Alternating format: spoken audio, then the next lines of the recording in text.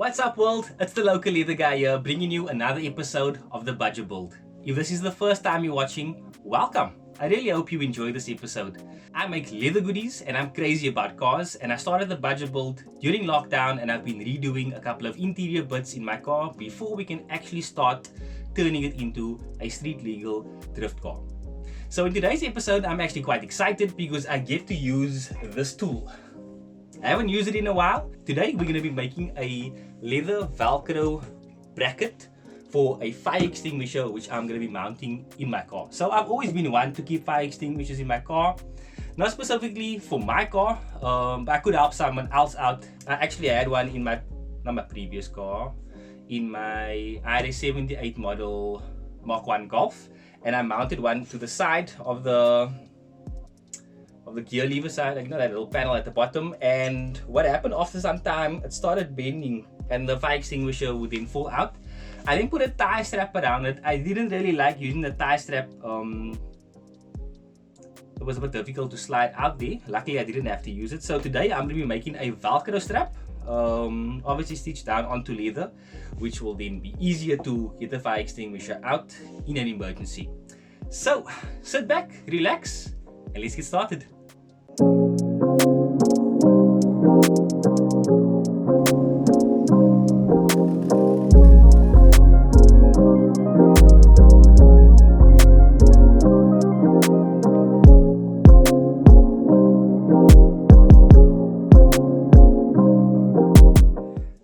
So the piece of leather I'm going to be using for the bracket is called double butt leather.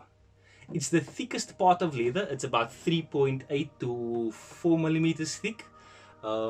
Extremely durable. I usually use this for dog collars, for belts, for walking leashes or anything like that.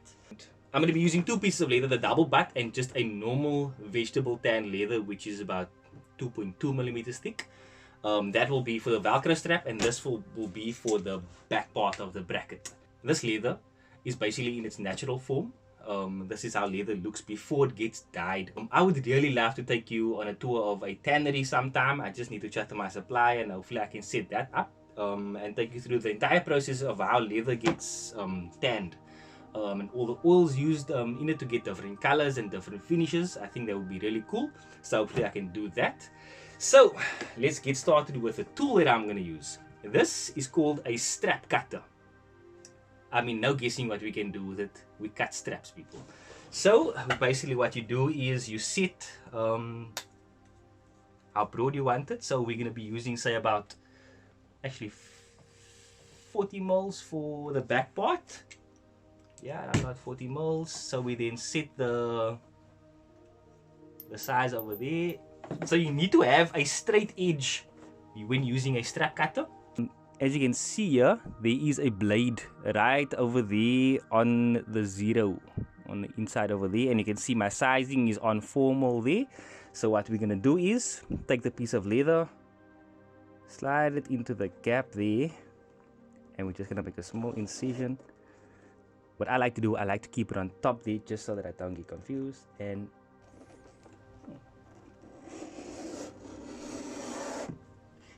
boom, we got a strap.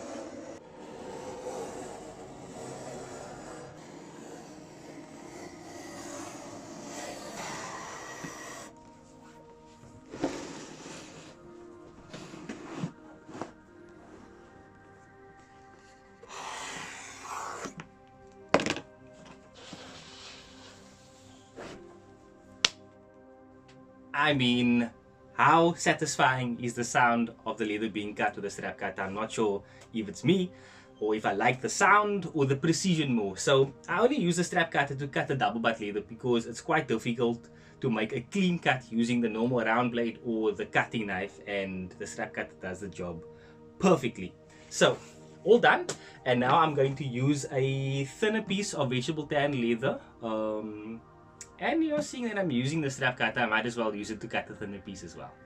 Guys, I try and use every last bit of leather that I can. I try and waste as little as possible, and when I unrolled the piece of vegetable tan that I was going to use for the Velcro, I found this little piece, which is perfect to use. I'm going to use the strap cutter for that, and I'm going to make it 4 centimeters as well, so I'm not going to adjust the sizing on the strap cutter. I'm just gonna do it with my right hand this time. So I'm gonna slide it in. Hopefully you can see a better view here. I'm just gonna pull from the top.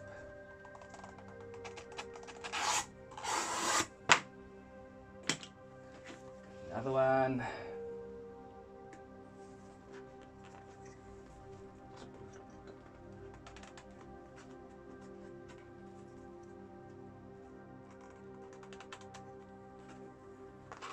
It just needs to get that first bit of that first incision, and then it goes nice and smooth. So here we go. So you see, this piece I'm gonna keep now. I might use it some other time. Guys, listen to the werewolves here. This happens 3 times a day, every day. Anyways, let's get back to work.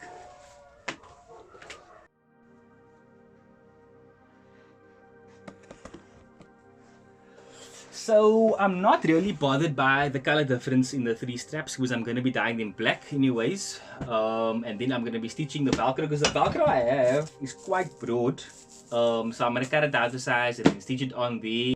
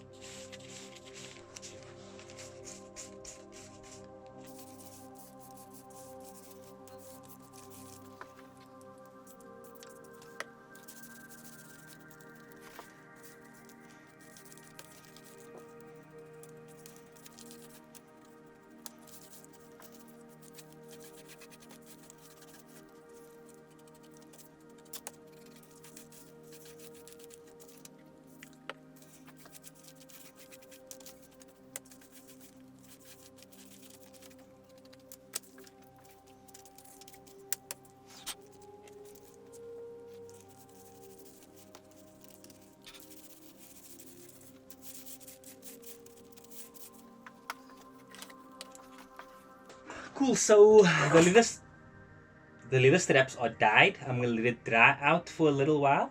You see the way I apply the leather, it's obviously in a linear motion. They obviously advise you if you do dye bigger pieces of leather to do it in a circular motion. It's obviously easier to do it like this for me now. So I'm going to let this dry quickly. Okay, cool, so my leather is dyed and now I'm going to stitch Velcro on the ends of the longer straps and then stitch the longer straps to the backbone of the bracket. I just need to keep in mind that one piece of Velcro needs to go on the outside and one must go on the inside so that it can stick together like that and hold the fire extinguisher together.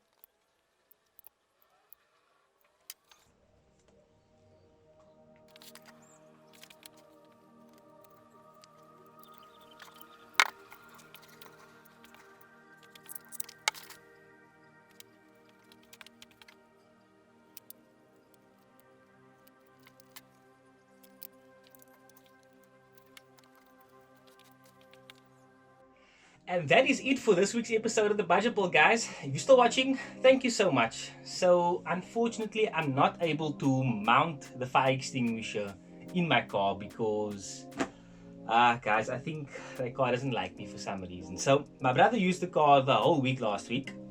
I fixed it by him on Saturday night. I drove straight home Sunday morning, washed it up, cleaned it nice, took a drive, not even 5 kilometers, and the temperature went straight through the roof. Pulled over at the garage, water was leaking everywhere, and there was a crack in one of the water pipes. So I just took the car back to him into fetch my company car, and he said he did change it, but he's just checking to see if there's any other water leaks. So by the next video, I'll definitely have the fire extinguisher fitted, and I'll show you guys. Yeah, so I just wanted to clarify something. To subscribe to my channel or to anybody else's channel on YouTube is absolutely free. I will never allow you or ask you to do something that involves money and you don't know about it. Subscribing to anybody's channel is free, guys. So if you like this video, hit the thumbs up. If you haven't yet checked out the previous episode where I redo my steering wheel, please do so. It is my finest work ever. If you like the content, please subscribe, and if you want to ask me anything, please leave me a comment. Be safe out there, guys. I'll catch you on the next one.